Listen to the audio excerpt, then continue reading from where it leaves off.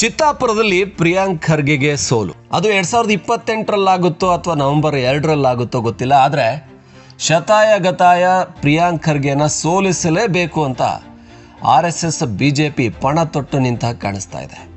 ಪ್ರಿಯಾಂಕ್ ಖರ್ಗೆ ತಾವೇ ಮೈ ಮೇಲೆ ಎಳ್ಕೊಂಡ್ರು ಈ RSS ವಿವಾದವನ್ನ. RSS ಈಗ ತನ್ನನ್ನ ಅವರನ್ನ ಸೋಲಿಸೋದಕ್ಕೆ ಖಂಡಿತ ತಯಾರಿ ಮಾಡಿಕೊಳ್ಳುತ್ತೆ ಅಂತ ಈ ಘಟನಾವಳಿಗಳನ್ನ ನೋಡಿದ್ರೆ ಅನ್ನಿಸ್ತಾ ಇದೆ. ಪ್ರಿಯಾಂಕ್ ಖರ್ಗೆ ಚಿತ್ತಾಪುರದಲ್ಲಿ ಗೆಲ್ತಾ ಇದ್ದಿದ್ದೆ ಒಂದು ದೊಡ್ಡ ತಮ್ಮ ಕುಟುಂಬದ ಹಿನ್ನೆಲೆಯಿಂದ, ಅದಕ್ಕಿರುವಂಥ ಹೆಸರಿನಿಂದ ಪ್ರಿಯಾಂಕ್ ಖರ್ಗೆಗೆ ಬೇರೆ ಯಾವ ಸಾಧ್ಯತೆಗಳು ಕೂಡ ಇಲ್ಲ ಇಲ್ಲಿ ಗೆಲ್ಲೋದಕ್ಕೆ.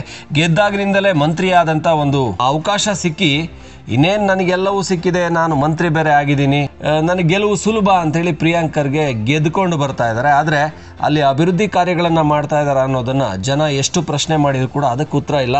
ಅವ್ರದ್ದೇನಿದ್ರು ನಾಯಕನಾಗಿ ಬೆಳೆಯೋದು, ಹಾಗೆ ಉನ್ನತ ಸ್ಥಾನಮಾನಗಳನ್ನು ಪಡ್ಕೊಳ್ಳೋದು, ನೆಕ್ಸ್ಟು DCM ಆಗೋದು, ಆಮೇಲೆ CM ಆಗೋದು, ನನ್ನ ತಂದೆನೇ AICC ಅಧ್ಯಕ್ಷ, ಸೊ ನಾನು ಮುಂದಿನ ಹಂತದಲ್ಲಿ ಇನ್ನೂ ಎತ್ತರಕ್ಕೆ ಬೆಳಿಬೇಕು ಅನ್ನೋದು ಪ್ರಿಯಾಂಕ್ ಖರ್ಗೆಗಿರುವಂಥ ಮಾದಾಸೆ. ಆದರೆ ಅದೇ ಪ್ರಿಯಾಂಕ್ ಖರ್ಗೆ ಅದೇ ಚಿತ್ತಾಪುರದಲ್ಲಿ ಸೋಲ್ತಾರೆ ಅಂತ ಸದ್ಯ ಅಂದಾಜು ಮಾಡಲಾಗ್ತಾ ಇದೆ. ಯಾಕಂದ್ರೆ ಕಳೆದ ಬಾರಿ BJP ರಾಥೋಡ್ ಅವ್ರನ್ನ ನಿಲ್ಲಿಸಿ ಒಬ್ಬ ಅಪರಾಧಿ ಹಿನ್ನೆಲೆ ಇದ್ದಂತ ವ್ಯಕ್ತಿಯನ್ನ ನಿಲ್ಲಿಸಿದ್ದು ಬಹಳ ರೀತಿ BJPಗೆ ಮೈನಸ್ ಆಯ್ತು. ಇಲ್ಲಾಂದ್ರೆ ಪ್ರಿಯಾಂಕ್ ಖರ್ಗೆನ ಕಳೆದ ಬಾರಿನೇ ಸೋಲಿಸಿ ಬಿಡಬಹುದಿತ್ತು ಅನ್ನೋದು BJPಯ ಲೆಕ್ಕಾಚಾರ ಆಗಿತ್ತು. ಆದ್ರೆ ಕಳೆದ ಬಾರಿ ಯಾಮಾರಿದಾಗೆ ಮುಂದಿನ ಬಾರಿ RSS ಅಂತೂ ಖಚಿತವಾಗಿ ಚಿತ್ತಾಪುರದಲ್ಲಿ ಯಾಮಾರೋದಿಲ್ಲ. ಪ್ರಿಯಾಂಕ್ ಖರ್ಗೆ ಎಲ್ಲಿ ನಿಂತರೂ ಕೂಡ ಅವ್ರನ್ನ ಸೋಲಿಸ್ತಾರೆ ಅನ್ನೋದು ಸದ್ಯದ BJP ಒಳಗಿನ RSS ಒಳಗಿನ ಒಂದು ತಯಾರಿ. ಯಾಕಂದ್ರೆ BJP ಚುನಾವಣೆಯನ್ನ ಗೆಲ್ಲಬೇಕು ಅಂದ್ರೆ ಅದಕ್ಕೆ 4-5 ವರ್ಷಗಳ ಹಿಂದಿಂದನೇ ತಯಾರಿ ಶುರು ಮಾಡುತ್ತೆ. ಈಗ ಪ್ರಿಯಾಂಕ್ ಖರ್ಗೆ ಆಟಾಟೋಪಗಳನ್ನ ನೋಡ್ತಾ ಇರುವಂತ BJP ಎಲ್ಲಿ ನಿಂತರೂ ಕೂಡ ಪ್ರಿಯಾಂಕ್ ಖರ್ಗೆನ ಹಣಿಬೇಕು, ಸೋಲಿಸಬೇಕು ಅಂತ ತಯಾರಿ ಮಾಡ್ಕೊಂಡಿದೆ. ಇದು ತುಂಬಾ ಕಷ್ಟ ಏನೂ ಅಲ್ಲ. ಯಾಕಂದ್ರೆ ಇದೇ ಕಲಬುರಗಿಯಲ್ಲಿ ಉಮೇಶ್ ಜಾಧವ್ ಅವ್ರನ್ನ ನಿಲ್ಲಿಸಿ ಮಲ್ಲಿಕಾರ್ಜುನ್ ಖರ್ಗೆ ಅವ್ರನ್ನ ಸೋಲಿಸಿತ್ತು BJP.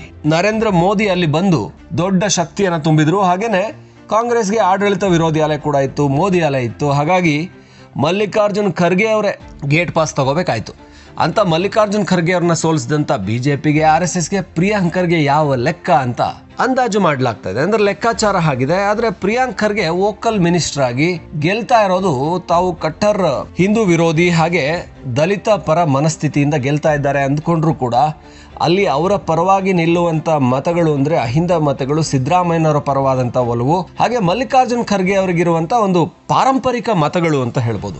ಆ ಪಾರಂಪರಿಕ ಮತಗಳನ್ನ ಮುಂದಿನ ಬಾರಿ BJP ನಾವು ಅದನ್ನ ಹೇಗೂ ಮುಗಿಸ್ತೀವಿ ಅಂತ ಲೆಕ್ಕಾಚಾರ ಹಾಕ್ತಾ ಇದ್ದಾರೆ. ಇದು ಯಾಕೆ ಅಂತ ಹೇಳಿದ್ರೆ ಪದೇ ಪದೇ ಪ್ರಿಯಾಂಕ್ ಖರ್ಗೆ BJP RSS ಮೇಲೆ ಮಾಡ್ತಾ ಇರುವಂತ ದಾಳಿ ಒಂಥರ ಟಾರ್ಗೆಟ್ ಮಾಡ್ಕೊಂಡೇನೆ ಅವರ ಇಲಾಖೆ, ಅವರ ಕ್ಷೇತ್ರದ ಕೆಲಸಗಳನ್ನ ಮಾಡೋದು ಬಿಟ್ಟು ಬರೀ BJP, ಬರೀ ಹಿಂದುತ್ವ, ಬರೀ ಸನಾತನದ ವಿರುದ್ಧನೇ ದಾಳಿಗಳನ್ನ ನಿರಂತರವಾಗಿ ಮಾಡ್ತಾ ಇದ್ದಾರೆ. ಯಾಕೋ BJP ಅವರು ಕಳೆದ ಬಾರಿ ಅಷ್ಟು ಸೀರಿಯಸ್ ಆಗಿ ತಗೊಳ್ಳಿಲ್ಲ ಚಿತ್ತಾಪುರವನ್ನ ಅನ್ಸುತ್ತೆ. ಆದ್ರೆ ಆಯ್ಕೆಯಾಗಿ ಬಂದಂತ ಪರಿಸ್ಥಿತಿಯಲ್ಲಿ ಪ್ರಿಯಾಂಕ್ ಖರ್ಗೆ ತಂದೆ ಮಲ್ಲಿಕಾರ್ಜುನ್ ಖರ್ಗೆ AICC ಅಧ್ಯಕ್ಷರು ಆಗಿರೋದ್ರಿಂದ ಒಳ್ಳೆ ಖಾತೆಯನ್ನ ಪಡ್ಕೊಂಡ್ರು, ಒಳ್ಳೆ ಖ್ಯಾತೆಯನ್ನು ಕೂಡ ಶುರು ಮಾಡ್ಕೊಂಡ್ರು. ಹಾಗಾಗಿ ನಿಮ್ಮ ಚಿತ್ತಾಪುರವನ್ನ ಅಭಿವೃದ್ಧಿ ಮಾಡಿ. ಈಗ ಉದಾಹರಣೆ ಕಲಬುರಗಿ ಭೀಮಾ ನದಿ ಪ್ರವಾಹದಿಂದ ತತ್ತರಿಸಿ ಹೋಗಿದೆ. ಅಲ್ಲಿ ಅಭಿವೃದ್ಧಿ ಕಾರ್ಯಗಳು ಮಾಡಿ ಅಲ್ಲಿ ಜನರಿಗೆ ಪರಿಹಾರ ಕೊಡಿಸಿದ್ರೆ ಅದಕ್ಕೆ ಆಗ್ತಾ ಇಲ್ಲ. ಅಲ್ಲಿ ಒಂದಷ್ಟು ಶಾಲೆಗಳಲ್ಲಿ ಶಿಕ್ಷಕರಿಲ್ಲ, ಸಮುದಾಯ ಕೇಂದ್ರಗಳಲ್ಲಿ CHC PHCಗಳಲ್ಲಿ ವೈದ್ಯರಿಲ್ಲ. ಅದನ್ನ ಮಾಡಿ ಅಂದ್ರೆ ಅದನ್ನು ಮಾಡೋ ಕಾಳಜಿ ಅವರಿಗಿಲ್ಲ. ಅಥವಾ ತಮ್ಮ ಇಲಾಖೆಯಲ್ಲಿ ಬರುವಂತ ಆಗ್ಬೇಕಾಗಿರುವಂತ ಸುಧಾರಣೆಗಳು, ಗ್ರಾಮೀಣಾಭಿವೃದ್ಧಿ ಇಲಾಖೆ ಅಂದ್ರೆ RDP ತುಂಬಾ ದೊಡ್ಡ ಇಲಾಖೆ, ಅಲ್ಲಿ ಕೊಡಬೇಕಾಗಿರುವಂತ ಯೋಜನೆಗಳು ಉತ್ತೇಜನ ಮಾಡಿ ಅಂದ್ರೆ ಅದಕ್ಕೆ ಟೈಮ್ ಇಲ್ಲ. ಆದ್ರೆ ಚಿತ್ತಾಪುರ ತಮ್ಮ ಇಲಾಖೆ ಇದೆ, ಯಾವ್ದ್ರ ಬಗ್ಗೆನೂ ಟೈಮ್ ಇಲ್ಲದೆ ಇರುವಂತ ಖರ್ಗೆ ಅವ್ರಿಗೆ ಬೇರೆ ವಿಚಾರವಾಗಿ ಮಾತ್ರ RSS, ಹಿಂದುತ್ವ, ಸನಾತನ ಇದನ್ನ ಮಾತಾಡೋದಕ್ಕೆ ಬುದ್ಧಿಸಂ ಇದನ್ನ ಗಂಟೆಗಟ್ಟಲೆ ದಿನಗಟ್ಟಲೆ ಮಾತಾಡ್ತಾರೆ. ಇದು ಚಟ ಅಲ್ವಾ? ಇದು ತೆವಲ್ ಅಲ್ವಾ? ತಮ್ಮ ಕ್ಷೇತ್ರ, ತಮ್ಮ ಇಲಾಖೆ ಅದು ಮೊದಲ ಪ್ರಾಶಸ್ತ್ಯ ಸಿಗಬೇಕು, ಆ ಕೆಲಸ ಆಗಬೇಕು.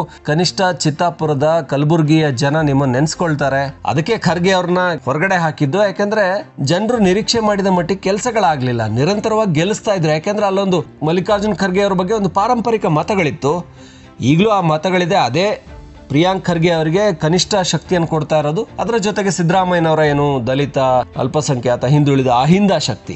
ಇದನ್ ಬಿಟ್ರೆ ಕಲಬುರಗಿಯಲ್ಲಿ ಲಿಂಗಾಯತ ಮತಗಳು BJP ಪರವಾಗಿದ್ರು ಕೂಡ BJP ಅದನ್ನ ಪಡೆದುಕೊಳ್ಳುವಲ್ಲಿ ಸೋಲ್ತಾ ಇದೆ. ಅದು ಸಹಜವಾಗಿ ಮಲ್ಲಿಕಾರ್ಜುನ್ ಖರ್ಗೆ ಅವರ ಒಲವಿಂದ ಆ ಕಡೆ ಹೋಗ್ತಾ ಇದೆ ಅನ್ಸುತ್ತೆ. ಈ ಬಾರಿ BJP ಇದೆಲ್ಲವನ್ನ ಕೂಡ ಸೀರಿಯಸ್ ಆಗಿ ತಗೊಳ್ತಾ ಇದೆ. ಮತ್ತೆ ಚುನಾವಣೆ ಮುಂದೆ ಇದೆ. ಸದ್ಯ ನವೆಂಬರ್ 2ಕ್ಕೆ BJP ಚಿತ್ತಾಪುರದಲ್ಲಿ ಆಲ್ ಐಸ್ ಆನ್ ಚಿತ್ತಾಪುರ ಅಂತ ಈಗಾಗಲೇ ಸೋಷಿಯಲ್ ಮೀಡಿಯಾದಲ್ಲಿ ಟ್ರೆಂಡಿಂಗ್ ಇದೆ. ಎಲ್ಲರ ಕಣ್ಣು ಕೂಡ ಚಿತ್ತಾಪುರದಲ್ಲಿ RSS ದೊಡ್ಡ ಒಂದು ಪಥಸಂಚಲನ ಮಾಡಬೇಕು ಅಂತ ಹೊರಟಿದೆ.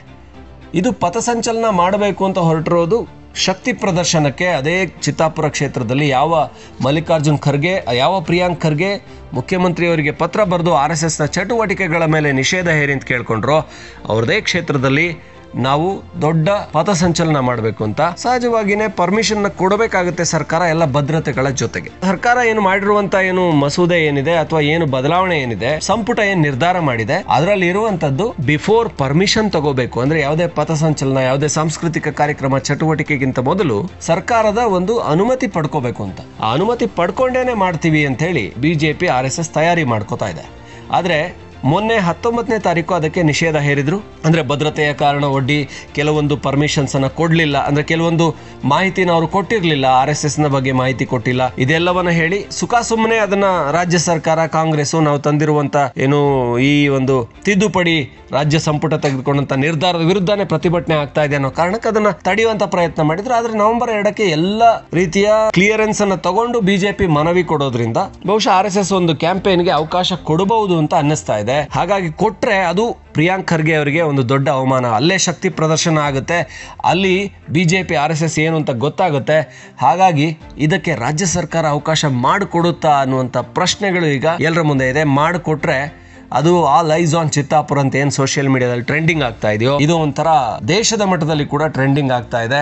RSS ಅನ್ನ ಬ್ಯಾನ್ ಮಾಡಬೇಕು ಅಂತ ಈ ಚಿತ್ತಾಪುರದ ಶಾಸಕ ಮಲ್ಲಿಕಾರ್ಜುನ್ ಖರ್ಗೆ ಅವರ ಪುತ್ರ ಮಾಡ್ತಾ ಇರುವಂತ ಪಿತೂರಿಗೆ ಬಿಜೆಪಿ RSS ಅಲ್ಲಿ ಶಕ್ತಿ ಪ್ರದರ್ಶನದ ಮೂಲಕ ಉತ್ತರ ಕೊಡುವಂತ ಪ್ರಯತ್ನವನ್ನ ಮಾಡೋಕೆ ಮುಂದಾಗ್ತಾ ಇದೆ. ಅದು ಏನಾಗುತ್ತೆ ಅನ್ನೋದನ್ನ ಕಾದು ನೋಡ್ಬೇಕಷ್ಟೇ. ಆದ್ರೆ ಮುಂದಿನ 2028ರ ವಿಧಾನಸಭಾ ಚುನಾವಣೆಯಲ್ಲಿ ಪ್ರಿಯಾಂಕ್ ಖರ್ಗೆರ್ನ ಸೋಲಿಸೋದಕ್ಕೆ ಬಿಜೆಪಿ RSS ಅಂತೂ ಖಚಿತವಾಗಿ ತಯಾರಿಯನ್ನ ಮಾಡ್ಕೋತಾ ಇವೆ.